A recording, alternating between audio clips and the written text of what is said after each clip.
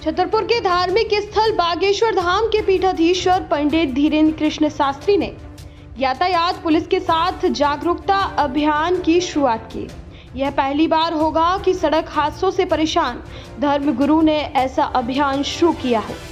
पंडित धीरेन्द्र कृष्ण शास्त्री के साथ एसपी अगम जैन के साथ थाना पुलिस और यातायात पुलिस के साथ गड़ा गांव में आने वाले वाहन चालकों को हिदायत दी कि वह श्रद्धालुओं के साथ टैक्सी में ओवरलोडिंग ना करें और किसी तरह का नशा करके वाहन ना चलाएं और पूरे दस्तावेज रखकर वाहन चलाएं। यदि कोई भी वाहन चालक इसका उल्लंघन करता है तो पुलिस उस पर कानूनी कार्रवाई करेगी।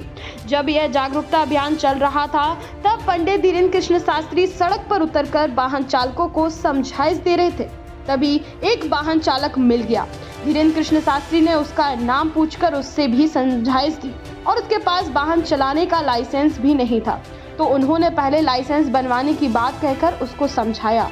उन्होंने कहा कि यह वाहन चालक 4 महीने से बिना लाइसेंस से वाहन चला रहा था, उसका चालान होगा और समिति अब ऐसे नशा कर वाहन चलाने और नशा करने वालों पर समिति जुर्माने की भी कार्रवाई करेगी।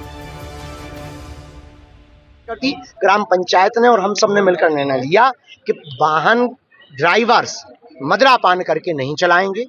आज विनती की, कल गिनती करेंगे, कठोर कानूनी कार्रवाई की जाएगी। अभी एक भाई साहब पकड़े गए, हमने पूछा कहाँ से हो, चंद्रनगर से। क्या नाम है? रफीक नाम है, लाइसेंस है, अब मीडिया भी वहां से नहीं है और 4 महीने से वो ई रिक्शा चला रहे हैं। ये कानून का उल्लंघन है। बागेश्वर धाम पे ये चलना नहीं जाए। हमने साहब को भी कहा कि इनका चालान कटना चाहिए और भाई साहब को बंद होना चाहिए। क्या रफीक बंद होंगे अभी? अब कह नहीं सकते, वो प्रशासन, चालान तो कटेगा ही भाई साहब। चालान भी नहीं काटा गया, उसको तो अंदर जाने दिया गया। हम पता नहीं, उनका काम है। हमने तो कहा, आपके ही सामने कहा, मीडिया के सामने कहा। हाँ भाई, तो कृपा करके हमारा यही प्रार्थना है कि यातायात नियमों का पालन करें। बागेश्वर धाम पर नशा करके आने वाले लोगों के खिलाफ बागेश्वर धाम जन सेवा समिति, ग्राम पंचायत गड़ा कठोर कार्रवाई करेगी। आपको पीना है 5 किलोमीटर बाहर पिए, यहाँ पीने वालों को जीने नहीं दिया जाए। वहीं एसपी का कहना है कि बागेश्वर धाम आते समय वाहन हादसे अधिक होते थे, इसीलिए अब मंगलवार और शनिवार को चेकिंग चलाकर इस पर कड़ाई से पालन किया जाएगा। कदम आपके द्वारा उठाया गया है और हम लगातार कोशिश कर रहे हैं कि चूंकि एक राष्ट्रीय स्तर के धाम के रूप में डेवलप हो चुका है, हो रहा है, तो यहाँ पर आने वाले श्रद्धालु लोगों के लिए कोई भी यातायात के तरीके से कोई अव्यवस्था न रहे। कुछ घटनाएं पूर्व में हुई जो कि दुर्भाग्यपूर्ण थी।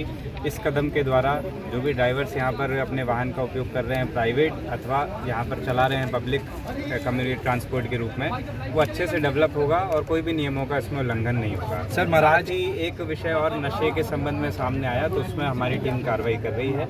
आगे भी हमारा सभी को यही सख्त से सख्त संदेश है कि कोई भी अवैध रूप से नशे का सेवन अथवा उसको सार्वजनिक रूप से उसका सेवन ना करवाएं, अन्यथा कड़ी कार्रवाई की जाएगी। सर महाराज जब वो कहते हैं अपने श्रद्धालुओं से, अपने लोगों से, तो देश में ही नहीं बल्कि विदेशों में भी उनकी बात सुनी जाती है। आज पहली बार ट्रैफिक के लिए वो सामने निकल के आए, इससे कितना फ़ायदा होने वाला है? निश्चित रूप से बहुत फ़ायदा होगा। एक ये ऐसी चीज़ है, हम साल भर में ट्रैफिक एक्सीडेंट्स में कई जानें गंवाते हैं और ऐसे में यदि ये बात सब लोगों तक पहुंचेगी और चूंकि आपका प्रभाव इतना है और लोगों तक वो बात पहुंचेगी तो निश्चित ही हमें पूरी उम्मीद है कि लोग सबका नियमों का पालन करेंगे।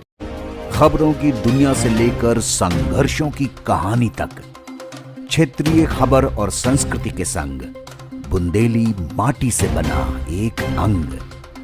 बुंदेलखंड 24/7, स्वतंत्र बुंदेलखंड, सफल बुंदेलखंड।